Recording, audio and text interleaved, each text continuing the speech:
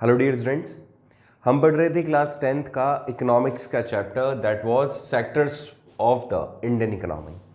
कि Indian economy को एक तरीके से लाइफ देने वाले, इंडियन इकोनॉमी को बूस्ट अप देने वाले सेक्टर्स कौन कौन से हैं, ये हमारा चैप्टर था। और इसका एक लेक्चर हम प्रीवियसली देख चुके हैं जिसमें हमने इसका इंट्रोडक्शन देखा, एज वेल एज हमने डिस्कस किया कि इकोनॉमी क्या होती है, जीडीपी क्या होती है, और साथ ही साथ हमारे इंडिया के अंदर जो ये इकोनॉमी को मेज़र करता है वो डिपार्टमेंट कौन सा है। एनएसएसओ के ऊपर अपन ने बात की।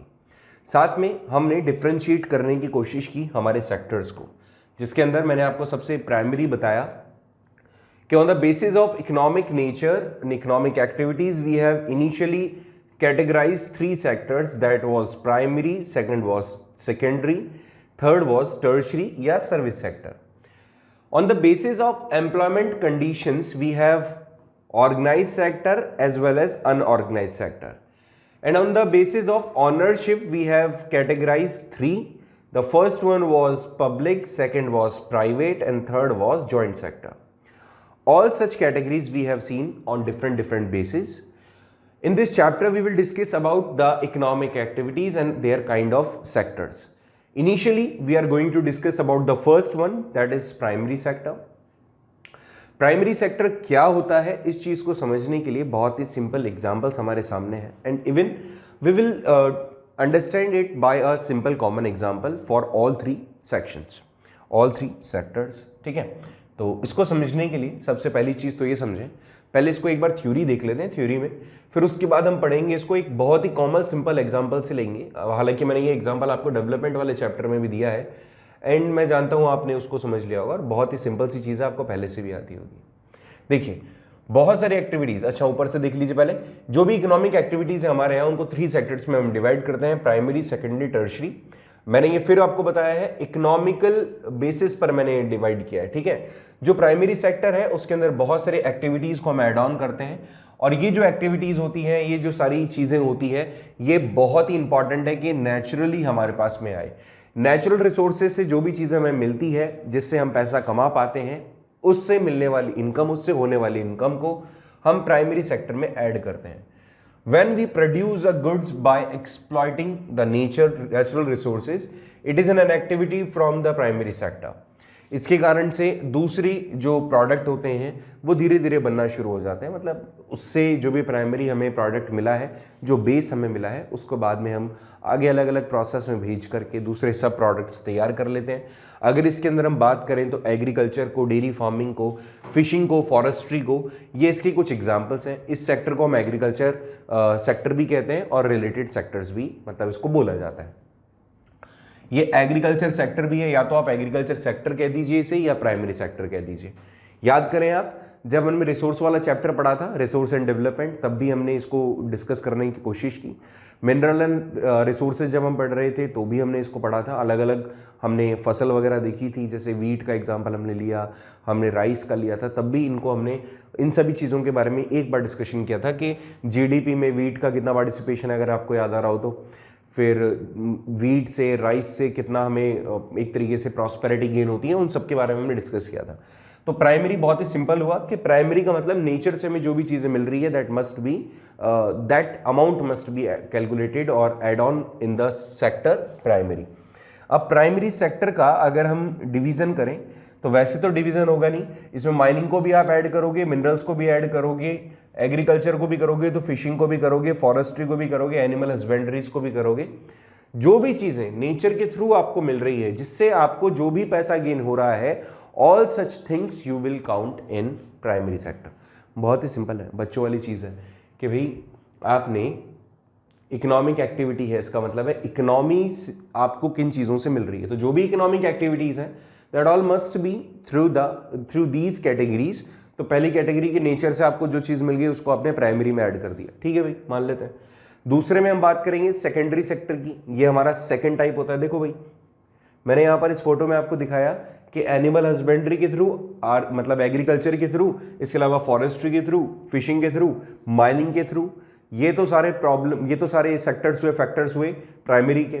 अगर मैं इसी को थोड़ा सा और एलैबोरेट करूं तो देखिए यहाँ पे मैन्युफैक्चरिंग ऑफ कार आपको दिख रही है, यहाँ पे ये पर्सन इज देयर जो आयरन ऑर को कन्वर्ट कर रहा है किसी दूसरे सब प्रोडक्ट में, और यहाँ पे मतलब इंडस्ट्रीज को सेटअप किया जा रहा है, मकान को बनाया जा रहा है, और भी कई सारी चीज़ आप कह सकते हो। ये क्या कर रहे हैं, कंस्ट्रक्शन कर रहे हैं। तो सेकेंडरी थिंग क्या होगी, देखिए यहां पर आपको सेकेंडरी थिंग का बहुत ही सिंपल सा कंसेप्ट बताता हूं कि द सेकेंडरी सेक्टर ऐसे में वो एक्टिविटीज जिसको नेचुरल रिसोर्सेज को कन्वर्ट कर दिया जाए थ्रू द मैकेनिज्म, मैन्युफैक्चरिंग किया जाए, इंडस्ट्रीज एक्टिविटीज की जाए, ठीक है। प्राइमरी सेक्टर को बेस बनाओ, उसमें मशीन्स का इन्वॉल्वेंस लाओ और उसके अंदर कुछ टेक्निक्स को, टेक्नोलॉजी को ऐड ऑन करो, उससे एक नया प्रोडक्ट बना दो, वो सेकेंडरी है। बहुत ही सिंपल चीज़ है। सेकेंडरी सेक्टर में उन इनकम को काउंट किया जाएगा जो इनकम आपको इंडस्ट्रीज से हो रही है, ठीक है, मशीन की हेल्प से हो रही है, मैन्युफैक्चरर कर रहे हो आप किसी चीज़ को, और जो प्राइमरी हमारा सोर्स था उसको आपने क्या किया है, कन्वर्ट किया है, ठीक है। प्राइमरी जो हमारा बेस था, प्राइमरी जो प्रोडक्ट था, उसको बदल दिया आपने किसी दूसरी चीज़ में। अब देखिए the product is not produce by nature, बहुत ही सिंपल सी चीज कि यहां पे जो भी चीजें हमें मिल रही है, जो भी प्रोडक्शन हमें मिल रहा है, जो भी प्रोडक्ट हमें मिल रहा है, वो नेचर से नहीं मिल रहा है, but has to be made and therefore same process of manufacturing is essential. कि जो हमें नेचर से तो नहीं मिल रहा है, बट हाँ वो प्रोडक्ट हमें चाहिए, मशीन की हेल्प से आप उसको कन्वर्ट कर दोगे। This sector gradually became associated with the different kind of industries that came up. It is called the industrial sector. Secondary sector को मैन्युफैक्चरिंग सेक्टर कह दीजिए, इंडस्ट्रियल सेक्टर कह दीजिए, एक ही बात है, बहुत ही सिंपल सा कंसेप्ट है। अब आपने क्या किया है, जैसे यहाँ पे आपको फैक्ट्री दिख रही है, अब देखो फैक्ट्री भी जो बनी हुई है इसमें मैक्सिमम जो कंपोनेंट्स हैं वो आयरन ऑर से बने हुए हैं, जो हमें माइनिंग के थ्रू मिला, ठीक है, मिनरल्स हैं। तो ऐसे में ये जो इंडस्ट्री का बाहर का ढांचा बना, ये भी प्राइमरी से बना, इसके अंदर जो मशीन्स लगी हुई हैं वो भी लोहे से बनी हुई है, और उस लोहे की मशीन के अंदर से जो भी प्रोडक्ट बाहर आएंगे उसका जो बेस होगा वो भी किससे होगा, वो भी आपके प्राइमरी प्रोडक्ट से होगा। जैसे समझिए बिस्किट बनाना है, तो बिस्किट के लिए आपके पास में या तो व्हाइट फ्लावर होगा या फिर आप वीट लेंगे, ठीक है, वीट से फ्लावर बनाएंगे आप। अब ऐसे कंडीशन में फिर आपने उसमें शुगर डाला, जो भी आपको उसमें इंग्रेडिएंट्स चाहिए उन सब के बिहाफ पे फिर लास्टली जाके बिस्किट हमें मिलेगा।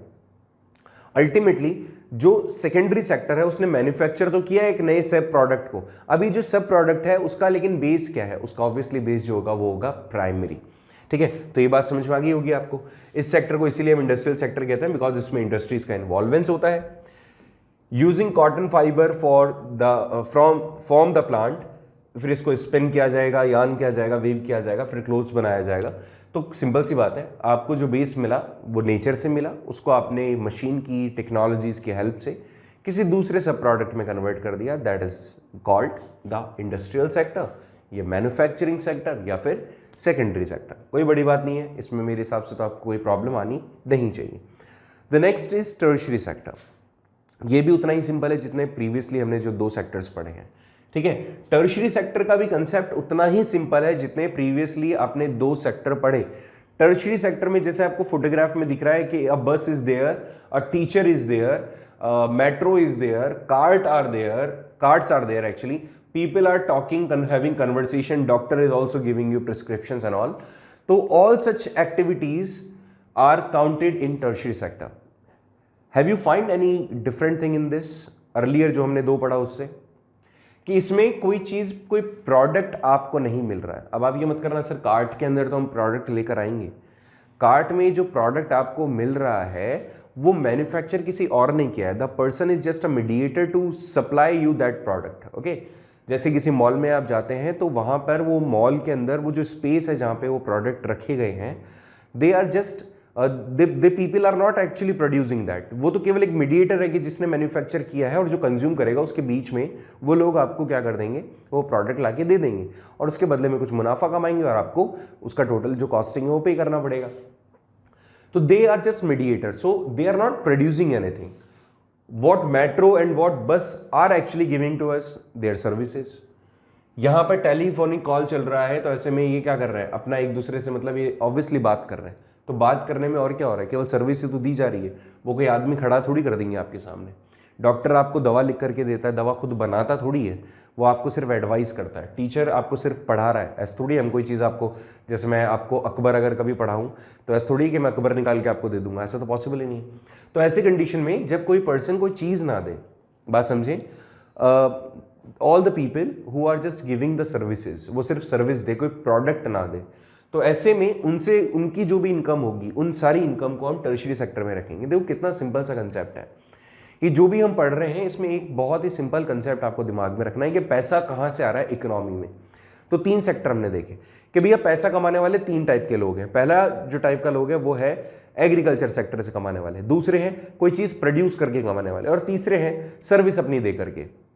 मैक्सिमम जो लोग हैं हमारे यहाँ वो सर्विस सेक्टर से पैसा कमा रहे हैं। पॉपुलेशन ज़्यादा है तो मैक्सिमम लोगों के पास में ज़मीन तो है नहीं कि वो प्राइवेट मतलब अपना एग्रीकल्चर का काम कर सके, सबके पास ज़मीन ही नहीं है। दूसरी इंडस्ट्रीज के अंदर काम कर रहे हैं तो दे आर जस्ट, अगर देखो इंडस्ट्री ओन कर रहे हैं तब तो इंडस्ट्रियलिस्ट हैं, लेकिन उनकी इंडस्ट्री में काम करने वाले लोग तो वर्कर ही हैं, मतलब वो भी सेम वही बात होगी ना कि सर्विस दे रहे हैं। The people are actually working in industries, they are just giving their services कि भैया 8 आवर की ड्यूटी करनी है या 12 आवर्स की ड्यूटी करनी है, तो वो जस्ट अपनी सर्विस दे रहे हैं। तो उनकी इनकम तो हम काउंट करेंगे किसमें, सर्विस सेक्टर से। और अगर कोई इंडस्ट्रियलिस्ट है तो उसकी वो फैक्ट्री है ऑब्वियसली, तो उसकी जो इनकम होगी वो सेकेंडरी सेक्टर से होगी। ठीक है, इसको थोड़ा डिटेल में और समझने की कोशिश करते हैं। देखिए टर्शियरी सेक्टर, दीज एक्टिविटीज, इसमें उन एक्टिविटीज को एड ऑन करते हैं हम जो प्राइमरी एंड सेकेंडरी सेक्टर को हेल्प करता है। प्राइमरी सेक्टर से सेकेंडरी सेक्टर से जो भी चीज़ें हमें मिल रही है उनको लोगों तक पहुंचाना, this is the kind of work जो टर्शियरी सेक्टर के लोग करते हैं। Tertiary sector do not produce anything, ये कोई चीज़ प्रोड्यूस नहीं करता ये, हाँ लेकिन सपोर्ट करता है प्रोडक्शन को। जो भी एक्टिविटी जनरेट की जाती है, जो भी सर्विसेज जनरेट की जाती है, जो भी गुड्स जनरेट किए जाते हैं, टर्शियरी सेक्टर उनको अपनी सर्विसेज के थ्रू लोगों तक पहुंचाता है। ठीक है, टर्शियरी सेक्टर के अंदर 2 टाइप की कंडीशंस हो सकती हैं। पहला है कॉमर्शियल सर्विसेज और दूसरा है आपका पर्सनल सर्विसेज। कॉमर्शियल सर्विसेज में जैसे बैंकिंग आ गया, इंश्योरेंस आ गया, पैकिंग आ गया, एडवर्टाइजिंग आ गया, communication, transport, railways, internet, ATM या फिर कॉल सेंटर्स, इन सभी को आपने कम्युनिकेशन और कॉमर्शियल सर्विसेज के अंदर ऐड ऑन किया है। ठीक है, पर्सनल में आ जाएगा जैसे teaching, nursing, police, medical staff, entertainment या फिर बार्बर आ गया, और जितने भी लोग हैं जो भी अपनी सर्विसेज आपको दे रहे हैं किसी भी तरीके से, आयरन स्मिथ है, गोल्ड स्मिथ है, जो कोई भी। ठीक है, तो यहां पर बात समझने वाली क्या है, टर्शियरी सेक्टर में कोई प्रोडक्ट नहीं दिया जा रहा। अच्छा आप कहोगे sir iron Smith and gold Smith तो आपको चीज़ें दे रहे हैं बना करके, गोल्ड स्मिथ आपको ज्वेलरीज बना के दे रहा है और जो आयरन स्मिथ है वो आपको सामान बना के दे रहा है लोहे का। देखो अगर वो खुद से प्रोड्यूस कर रहा है तब तो आप मान सकते हो कि हाँ yes he is manufacturing something, वो कोई चीज़ बना रहा है, ठीक है, उसको आप सेकेंडरी सेक्टर में ऐड कर दोगे। बट कुछ ऐसे भी होते हैं जैसे बड़े बड़े ज्वेलरी शोरूम्स होते हैं, तो वहाँ पे कारीगर कोई और होता है और जो शॉपकीपर है वो कुछ और होता है, मतलब वो कोई और पर्सन होता है। ऐसे में वो सिर्फ इंपोर्ट करते हैं। जैसे आर्टिफिशियल ज्वेलरीज आपने देखी होगी, वो जो ज्वेलरीज आती है आर्टिफिशियल वो लेकर आ जाते हैं और फिर उसको बेच देते हैं, तो वो वाला काम क्या हो गया, वो टर्शियरी सेक्टर हो गया। ठीक है, इतना याद रखें आप, मेरे हिसाब से तो कोई प्रॉब्लम होगी नहीं। चलो इसको और अच्छे से समझाने के लिए एक एग्जाम्पल ले लेते हैं। मैंने आपको पहले भी एग्जाम्पल दिया है, वापस से दे रहा हूँ। देखिए भाई, आप सोचिए एक कोई पर्सन है, यहाँ पर थोड़ी सी अच्छी सी पेंटिंग करें तो ज़्यादा अच्छा है।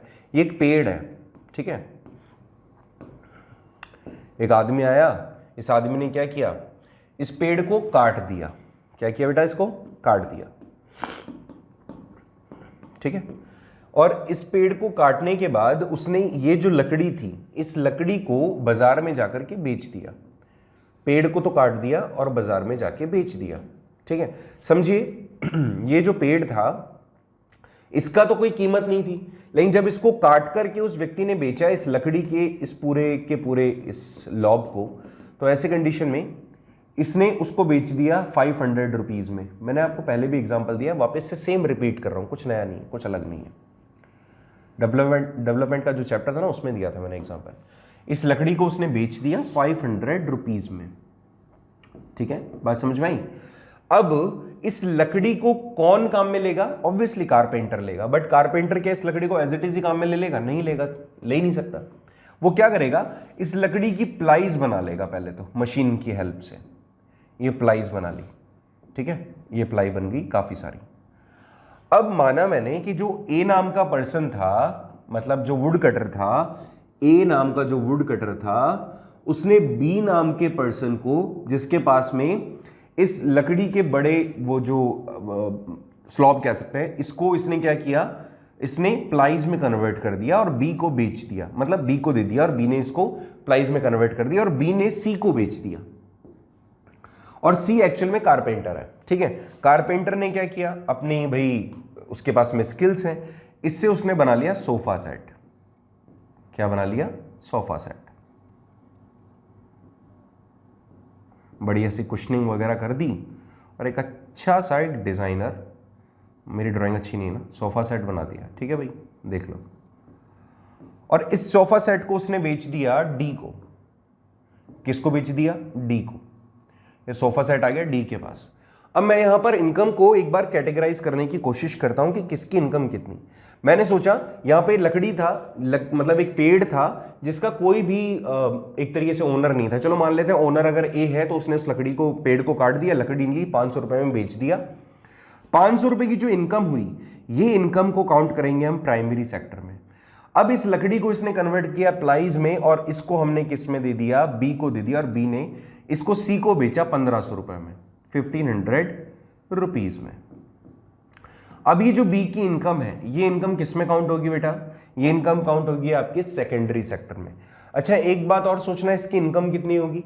500 रुपए कॉस्टिंग, 1000 रुपए मेहनत, 1500 रुपए टोटल, तो 1000 रुपए इसकी क्या होगी? कीमत होगी। ये 1000 रुपए की जो इसकी इनकम है, that income will be counted in secondary sector. आ जाइए तीसरी स्टेज पे।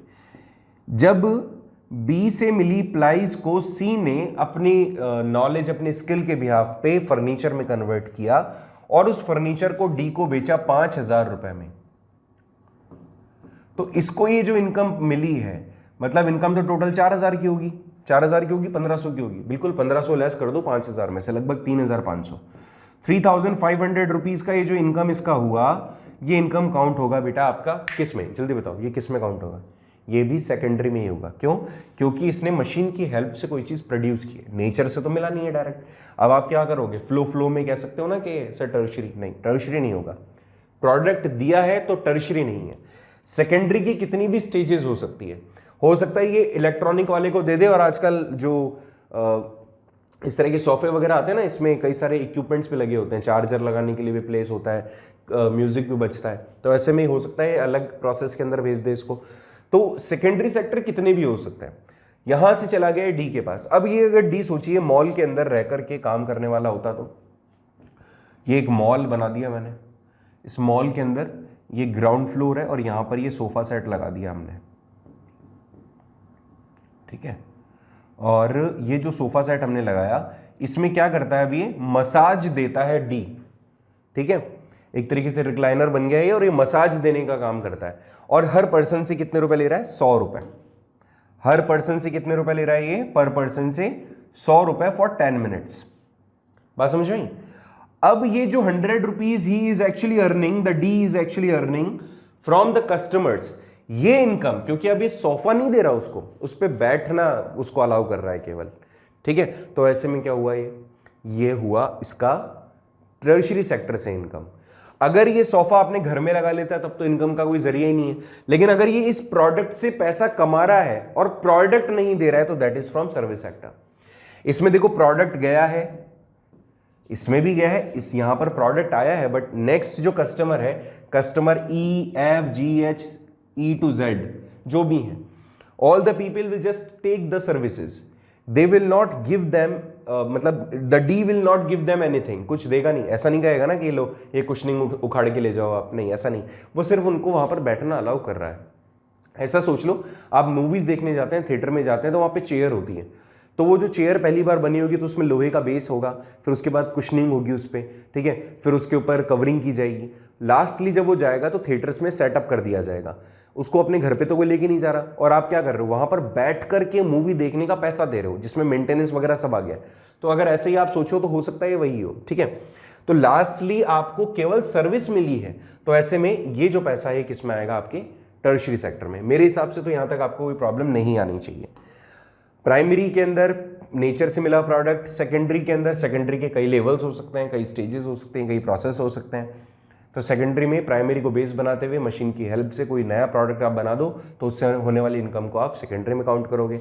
और फिर टर्शियरी के अंदर तो मैंने तुम्हें बता ही दिया, टर्शियरी का कंसेप्ट बिल्कुल ही सेम होगा कि टर्शियरी के अंदर उन सब चीज़ों को ऐड ऑन किया जाएगा जिसमें प्रोडक्ट नहीं दिया जाए बट अपनी केवल सर्विसेज दी जाए।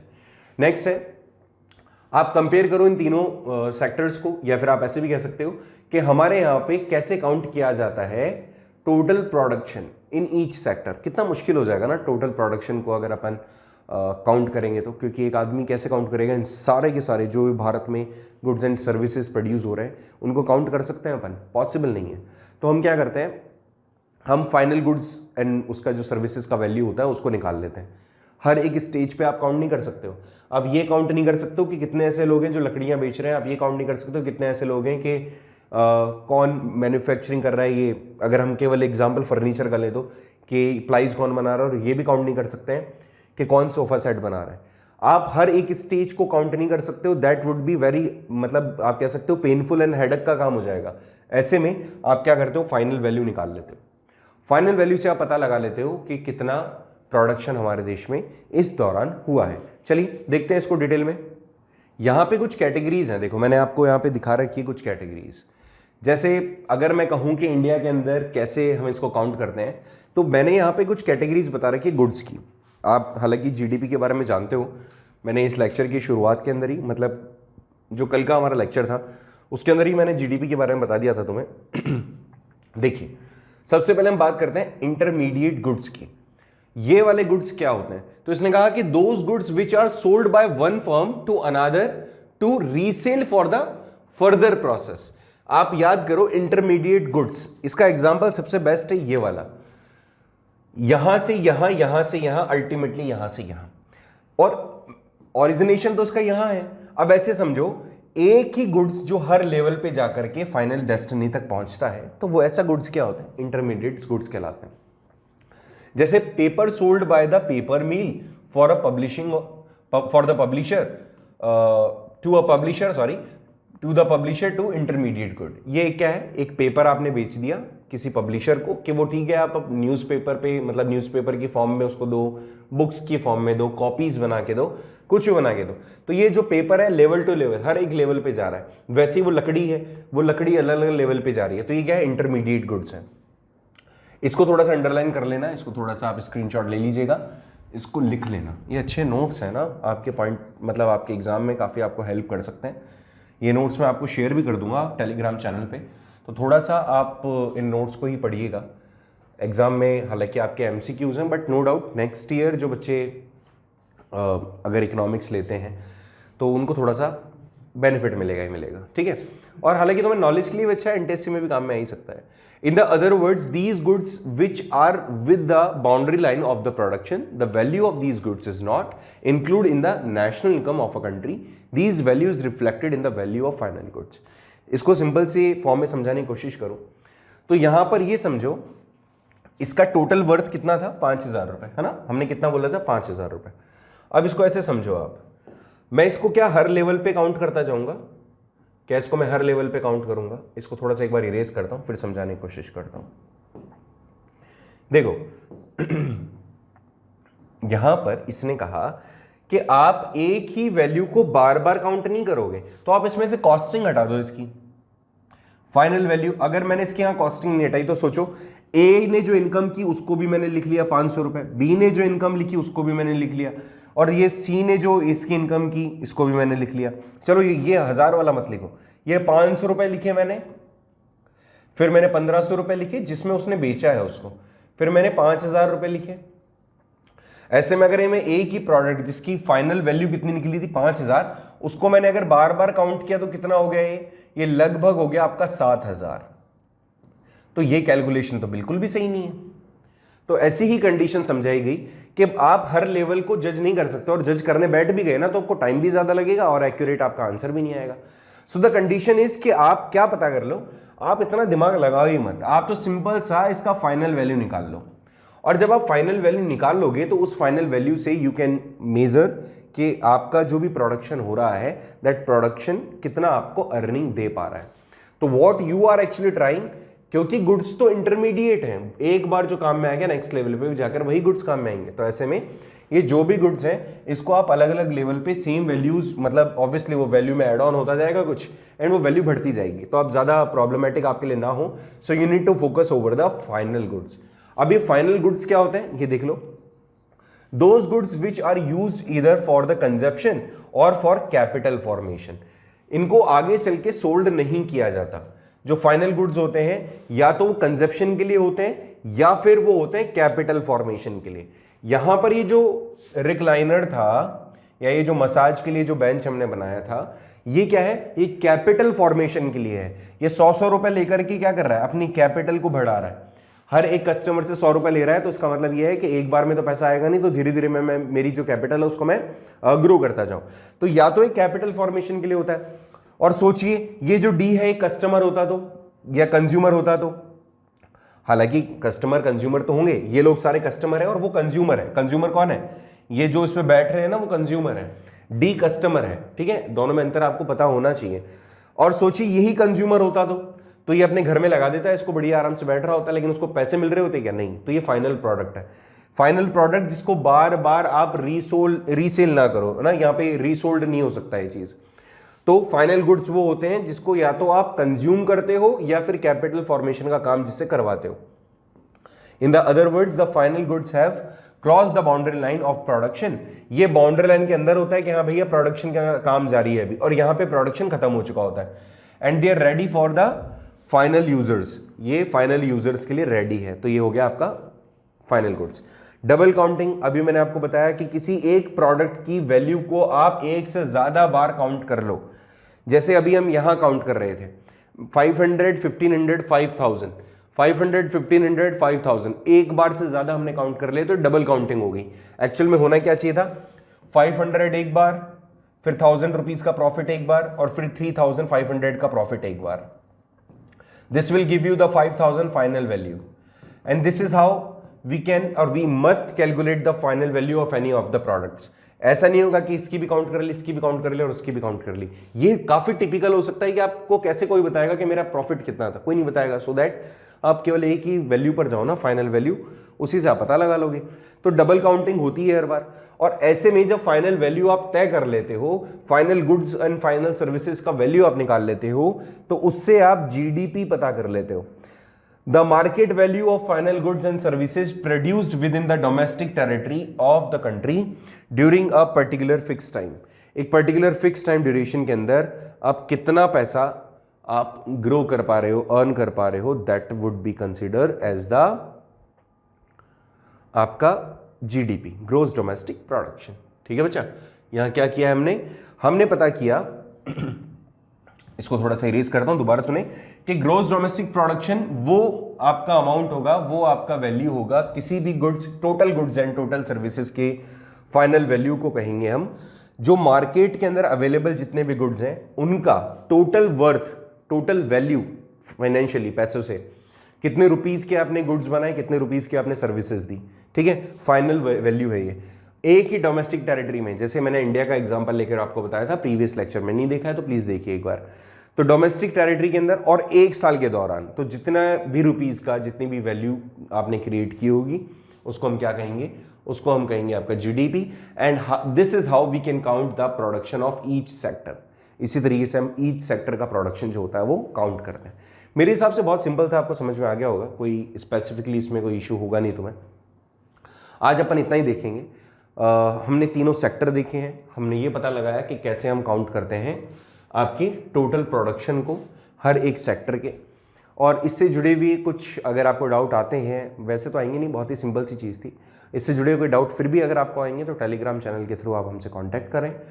कोशिश करेंगे मैक्सिमम आपकी जो क्वेरीज हैं उनको सॉर्ट आउट कर सके। Thank you so much for joining the class. Next class में मिलते हैं और इसके आगे पढ़ने की कोशिश करते हैं क्या है नेक्स्ट के कैसे इन सेक्टर्स के ऊपर फोकस किया जाए, कौन से सेक्टर पे ज़्यादा फोकस किया जाए so that we can be developed country. ठीक है, thank you so much for joining the class. मिलते हैं नेक्स्ट लेक्चर में। Thank you.